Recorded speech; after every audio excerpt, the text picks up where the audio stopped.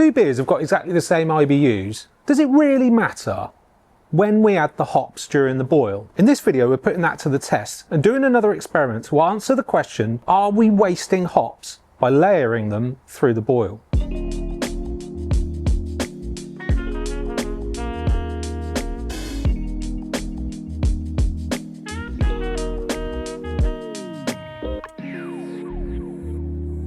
Now, these experiments we've been doing over the last little while have been really popular with all of you. It seems you've all got a keen interest to kind of answer some of these questions and actually give us lots of things to think about for future experiments. But we really wanted to answer this question about whether adding hops during the boil or whether you put them all in at the very beginning makes a perceivable difference to the bitterness, aroma and flavour in a finished beer. Now, with modern brewing software, we can really easily dial in an identical IBU for every single beer we're brewing as long as we know the alpha acid of the hops, no matter when we add those hops during our boil process. Now, this concept of layering hops through the boil, actually, it's not a new concept at all. It's very traditional. We do know that adding hops later on really does add flavour and aroma, but we really wanted to see whether it is a perceivable difference if we were going to brew the same recipe, just with a very small difference of adding all of our IBU hops at the 60-minute mark and then layering them to the same target but all the way through the boil. Now, if we look at big West Coast IPAs, pale ales, double IPAs, there's always been this tradition of layering hops throughout the boil. And there are even some really famous recipes that call for hops to be added every single minute throughout the 60-minute boil. But certainly with more modern, juicy, New England style IPAs, if you're going to add a bittering charge at all, it would be done probably at the 60-minute mark and then nothing else throughout the boil. And some of those beers are the most expressive in terms of hop character, aroma and flavour. So we're putting this to the test and we've brewed two identical beers just with one key difference. One has all its IBUs at 60 minutes, the other has it layered. Let's dive into the recipe and what we've done. So as I mentioned, we've brewed two identical batches, exactly the same grain bill, exactly the same water profile, the same volume, the same starting gravity, in fact the same finishing gravity. Absolutely everything has been identical on these beers, with the exception of the hop additions throughout the boil.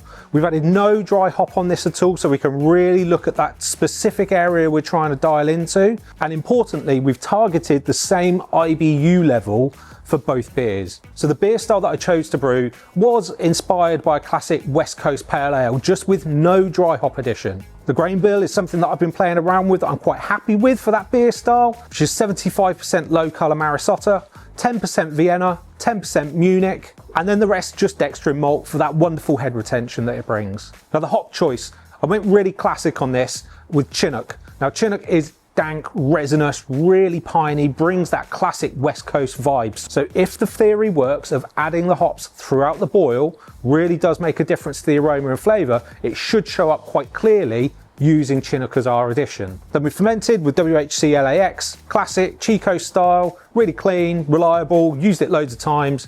I knew I was going to get repeatable results. Now onto the numbers that I was aiming for.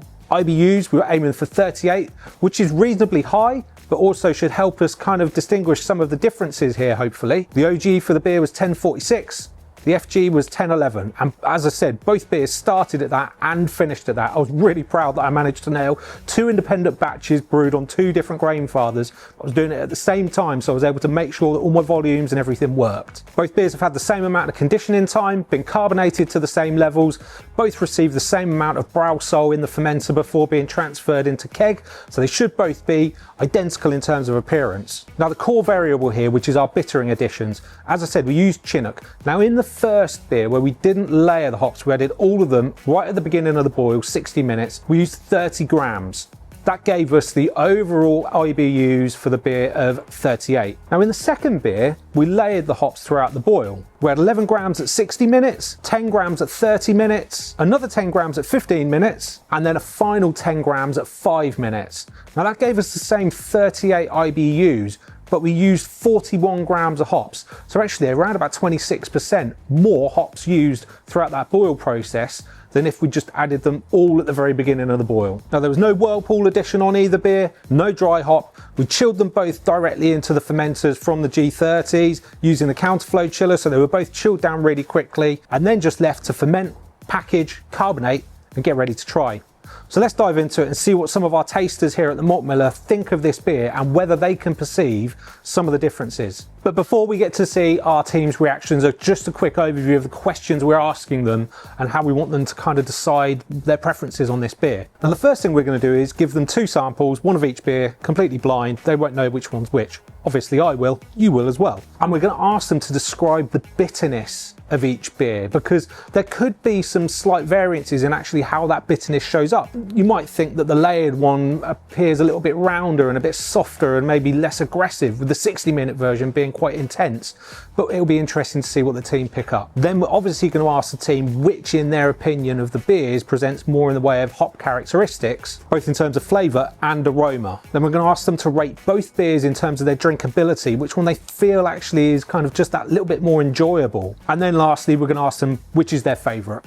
Now, between those things, we should get a good understanding of whether actually adding the hops layered throughout the boil makes a difference or not. As with all these things, we might get a few curveballs thrown in as well. So without further ado, let's get this beer in front of some of our team. Martin, got you back in the hot seat again. Yeah, let's hope I do better than last time. Right in front of you, you've got 2 beers, identical recipes, West Coast Pale-esque, but there is a difference in the way they have been bittered. Okay? Bittered? Bittered. Okay. Had bitterness added to them. Back again, Mark. Another opportunity to try some of my homebrew. Thank you for taking some time out of what is incredibly busy. It's right at the end of November, early December. I have 2 beers for you, and I think you can probably do with them. Yep. Okay, Rob, are you sitting comfortably? I am. Right, I've got 2 more beers for you to try, another one of our experiments. Awesome. There's worse things to be doing at 3:15 on a Wednesday. It's an identical beer, Yeah. with one difference around how we have bittered the beers. Okay. Now, I want you to try the beers, work your way through the questionnaire, answer some thoughts on each beer, and then ultimately pick which one you prefer. I'm already less than impressed with something though. Plastic cups. But we'll skip over that and I'll get on with it.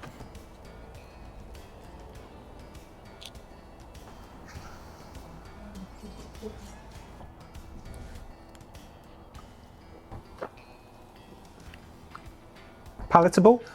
Very nice. Very nice, actually. Might need some more beer. Give me a smell first. There's definitely a difference. I think there is a slight difference though, but I don't know how to describe it. They're different.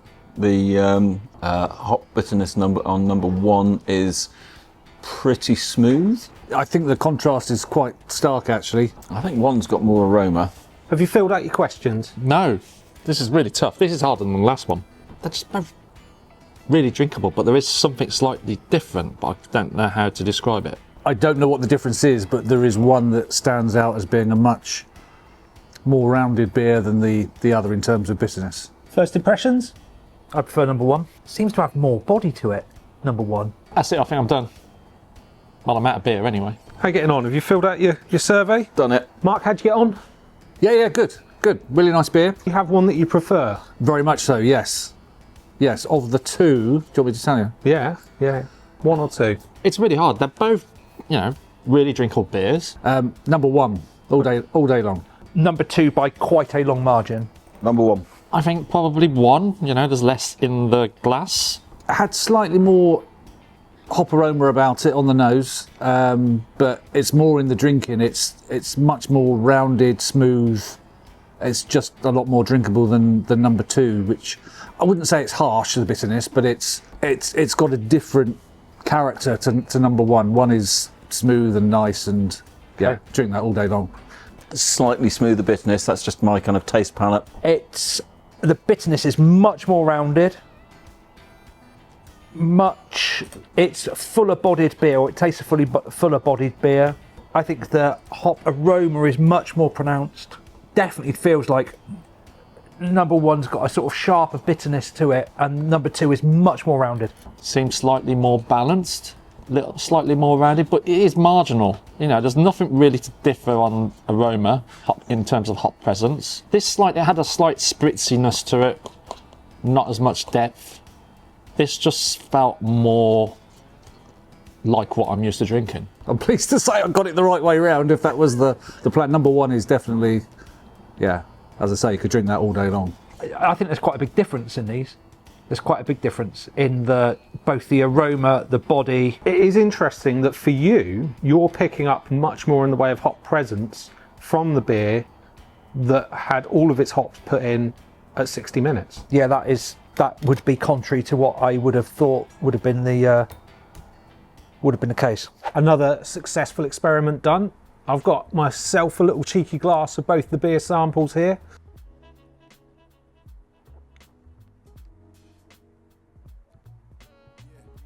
And I have to say, I'm absolutely with our tasters here at the Malt Miller in my overall thoughts about these two beers. Before I dive into my thoughts, quick recap of just actually what stood out for the team.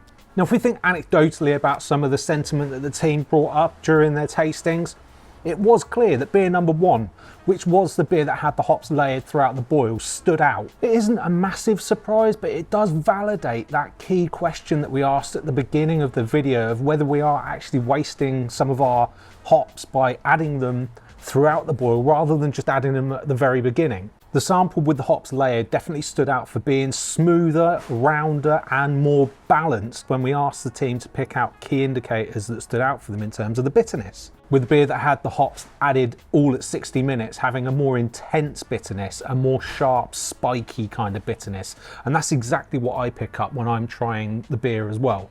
There does seem to be a roundness to beer number one that just is softer on the edges, easier to drink, but still plenty bitter enough for the beer style. In fact, some of the team even noted that beer number one just seemed less aggressive than beer number two. Now, depending on what kind of beer style you're trying to brew, you might want that kind of more aggressive, assertive bitterness.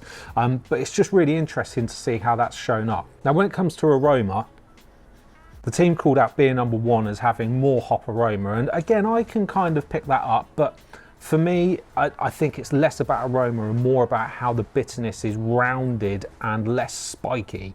That really stands out for me on the palate more so than the aroma does. But equally, the majority of the team called out the fact that beer number one just was more drinkable as well. And we did have to go back and question some of Rob's answers. First impressions?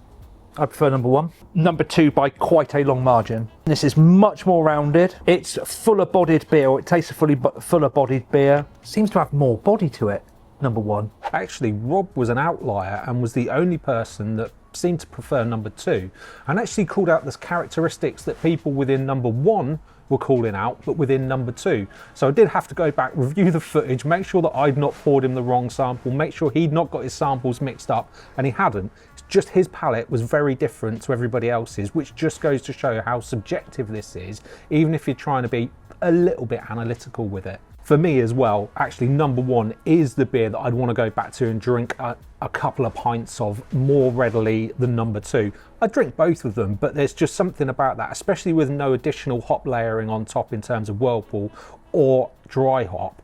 Number one just seems to be a more rounded, palatable, enjoyable experience to drink. And in fact, there's a little bit more of the malt shines through for me on this beer as well. So whilst it would have been great for us to be able to put this in front of many more people and get a much larger sample size and be even more scientific about it, that's just not always possible.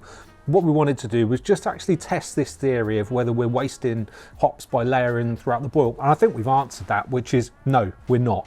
If you want that hop presence to shine through, if it is a beer style that really benefits from it, or if you're using hops that are really aromatic and flavourful and you want them to punch through, layering them through the boil really does make a difference.